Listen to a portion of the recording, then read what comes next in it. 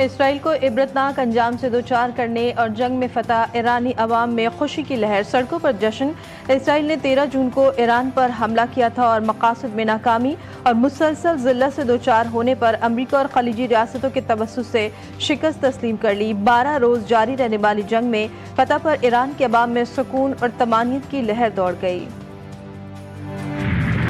اسرائیل کی cease fire کی خلاف ورزی پر امریکی صدر ڈونلڈ ٹرمپ برہم، کہا اپنے پائلٹ واپس بلا لو، ایران پر بم مت برساؤ۔ جنگ بندی کی خلاف ورزی پر ڈونلڈ ٹرمپ نے نیتن یاہو کو خبردار کر دیا، کہا جنگ بندی کے بعد اسرائیل کو بمباری نہیں کرنی چاہیے تھی، اسرائیل نے دوبارہ حملہ کر کے کچھ حاصل نہیں کیا، اسرائیل کا سمجھوتے سے پیچھے ہٹنا برا لگ رہا ہے، اسرائیل سے خوش نہیں ہوں۔ ٹرمپ کا پھر ایران کی جوہری تنصیبات مکمل تباہ کرنے کا دعویٰ، کہا ایران میں حکومت کی تبدیلی نہیں چاہتے کیونکہ اس سے افراتفری پھیلے گی۔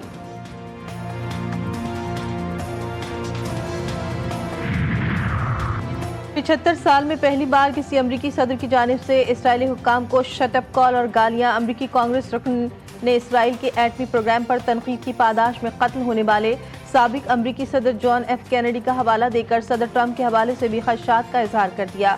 ناقدین کا خیال ہے کہ اسرائیل کو آڑے ہاتھوں لینے سے ڈونلڈ ٹرمپ کی جان بھی خطرے میں ہے۔ آج جو اس نے گالیاں دی ہیں نیتن یاہو کو، پہلی دفعہ 75 ایئرز تاریخ میں ہوا ہے کہ ایک امریکی صدر نے اسرائیل کے خلاف کھلی بات کی ہے، اور میرے خیال میں اسرائیل لابی شاید اب اس کو معاف نہ کرے۔ اور جان ایف کینیڈی نے جس دن کہا کہ میں ڈیمونا ریئیکٹر جہاں نیوکلیر بم بنا رہا ہے سیکرٹلی، اس کی فائلز چاہیے، اور یہ اے پیک جو ہے امریکن اسرائیل پبلک افیئرز کمیٹی، اس کا میں دیا پنچ سارٹ آؤٹ کرتا ہوں، اور اس کے بعد آپ کو پتہ ہے کیا انجام ہوا ہے۔ صدر ٹرمپ کے دعوے غلط نکلے، ایران کے جوہری تنصیبات مکمل تباہ نہیں ہوئی۔ CNN پر شائع امریکی انٹیلیجنس رپورٹ کی ابتدائی رپورٹ میں انکشاف۔ رپورٹ کے مطابق امریکی حملے سے ایران کا جوہری پروگرام محض چند ماہ ہی پیچھے گیا، نیوکلیر پروگرام کے بنیادی اجزاء کو نقصان نہیں پہنچا۔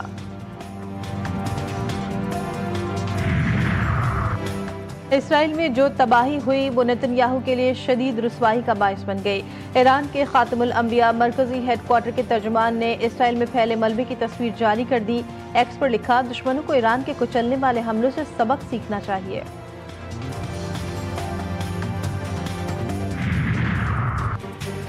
جب ہدف حاصل کرنے کے قابل نہیں تھے تو ایران پر حملہ کیوں کیا؟ اسرائیلی میڈیا نیتن یاہو پر برس پڑا۔ 12 دن کی جنگ میں ایران مزید مضبوط ہو گیا، نیتن یاہو کے اہداف حاصل نہیں ہوئے، نہ جوہری پروگرام ختم ہوا، نہ اسلامی انقلاب کی حکومت ختم ہوئی، الٹا ایرانی میزائلوں نے گھس کر اسرائیلی معیشت مفلوج کر دی۔ حالیہ جنگ نے ایرانی عوام کو اپنی ریاست اور ایرانی فوج کے مزید قریب کر دیا، اسرائیلی چینل 13 کا اعتراف۔ ٹرمپ کی سیاست یہ چوراہا، یو ٹرن پر یو ٹرن، کل تک ایران کا کٹر دشمن اب مہربان۔ سوشل میڈیا پر پوسٹ میں کہا، چین ایران سے تیل کی خریداری جاری رکھ سکتا ہے، امید ہے چین امریکہ سے بھی کافی مقدار میں تیل خریدے گا۔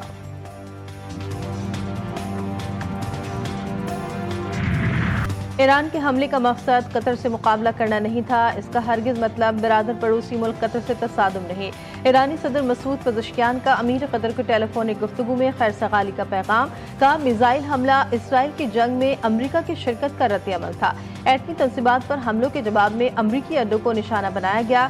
شیخ تمیم بن حمد الثانی نے واضح کیا کہ دوحہ کا امریکی اڈا ایران پر حملے کے لیے استعمال نہیں ہوا۔ اس سے قبل ایرانی صدر نے ایک بیان میں کہا کہ ایران مذاکرات کے لیے تیار ہے۔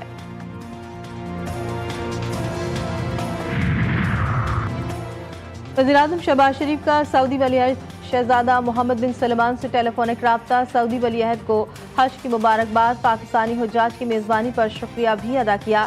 بھارت کے ساتھ کشمیر، پانی، تجارت اور دہشت گردی پر بات چیت کی پیشکش۔ وزیراعظم شہباز شریف نے کہا، ایران اسرائیل تنازع پر پاکستان نے پرامن حل اور بین الاقوامی قانون کی پاسداری پر زور دیا۔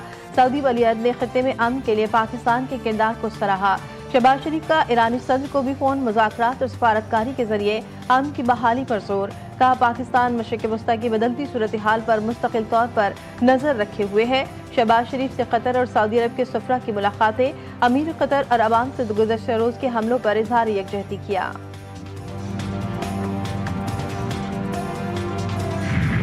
اسرائیل کی ایران پر جاریت 12 روز میں ایران میں اسرائیلی حملوں میں 610 شہری شہید، 4700 زخمی ہوئے۔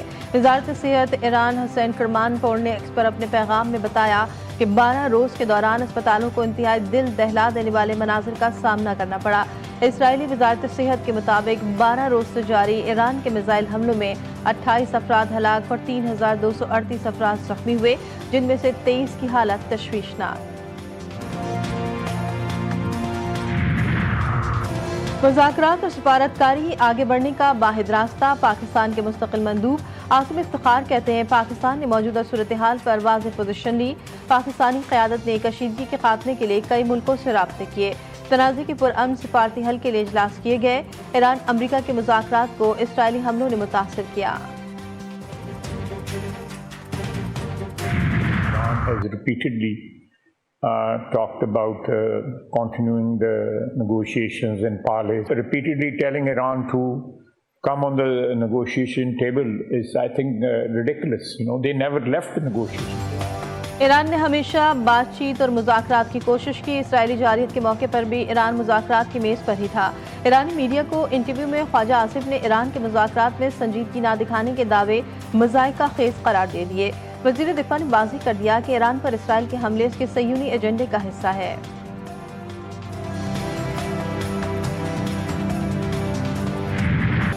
غزہ میں صہیونی دہشت گردی جاری، اسرائیلی حملوں میں مزید 43 فلسطینی شہید، 13 فلسطینی امداد لیتے ہوئے گولیوں کا نشانہ بنے۔ امدادی مراکز پر حملوں میں 27 مئی سے اب تک 400 فلسطینی لقمہ اجل بنے۔ جبالیہ، بیت اللحیہ، نصیرات کیمپ میں تباہی، درجنوں زخمی، شجاعیہ اور صلاح الدین اسٹریٹ پر بھی گولہ باری، 16 فلسطینی زخمی۔ اسرائیلی حملوں میں شہداء کی تعداد 56,000 سے زائد ہو گئی، 1,30,000 زخمی۔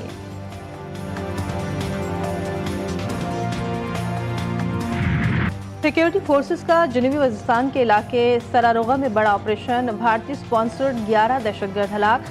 شدید فائرنگ کے تبادلے میں میجر سید معیز عباس شاہ اور لانس نائک جبران اللہ شہید۔ ISPR کے مطابق 37 سالہ شہید میجر معیز عباس کا تعلق چکوال سے ہے۔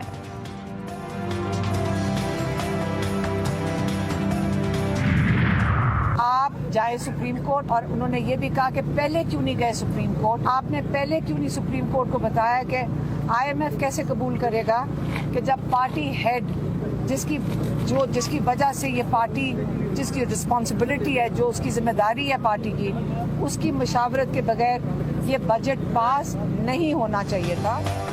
لگتا ہے کہ بانی PTI مائنس ہو گئے۔ علیمہ خان کی اڈیالہ جیل میں بانی PTI سے ملاقات۔ میڈیا سے گفتگو میں وزیر اعلیٰ خیبر پختونخوا سے سوال کیا کہ علی امین نے کل وعدہ کیا تھا کہ بجٹ بانی PTI کی منظوری کے بغیر پاس نہیں ہوگا، تو کیسے ہو گیا؟ بانی PTI نے ملاقات میں کہا کہ میری مشاورت کے بغیر KP کا بجٹ منظور نہیں ہونا چاہیے تھا۔ سپریم کورٹ کی اجازت سے بجٹ میں وہ تبدیلیاں کرنی ہوں گی جو میں چاہوں گا۔ یہ میرا حتمی فیصلہ ہے۔ علی امین گنڈاپور کو ان کے پاس بہت پہلے آ جانا چاہیے تھا۔ میرے جیتے جی بانی PTI کو کوئی مائنس نہیں کر سکتا، لوگ کسی اور ایجنڈے پر کام کر رہے ہیں۔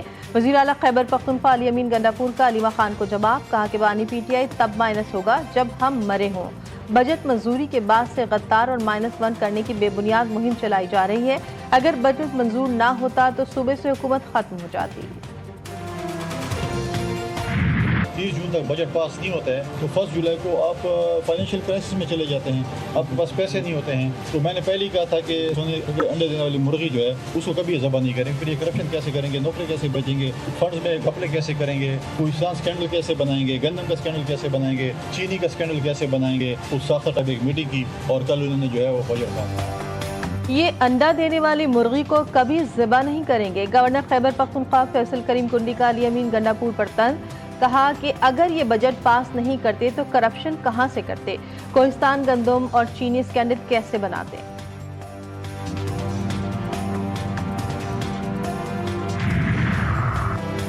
بل گیٹس کا خسرہ اور دیگر امراض ویکسین کے لیے $1 ارب 60 کروڑ دینے کا اعلان۔ گیٹس فاؤنڈیشن آئندہ 5 برسوں میں $1.6 ارب کی رقم گاؤں کو فراہم کرے گی۔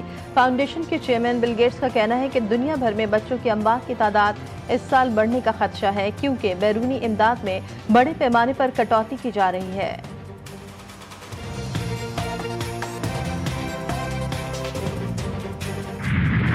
اور ملک بھر میں آج سے شدید بارشوں کی پیشگوئی، سیلاب، لینڈ سلائڈنگ کا الرٹ جاری۔ اسلام آباد میں بادلوں کی دھواں دھار اننگز، کہیں ہلکی اور کہیں تیز بارش سے موسم خوشگوار۔ آج شام سے بارشوں کے نئے سلسلے کا آغاز ہوگا۔ محکمہ موسمیات کی بڑی پیشگوئی، آج سے 2 جولائی تک مونسون کا پہلا اسپیل جاری رہے گا۔ کراچی میں 27 جون سے شہر میں گرج چمک کے ساتھ تیز بارش متوقع ہے۔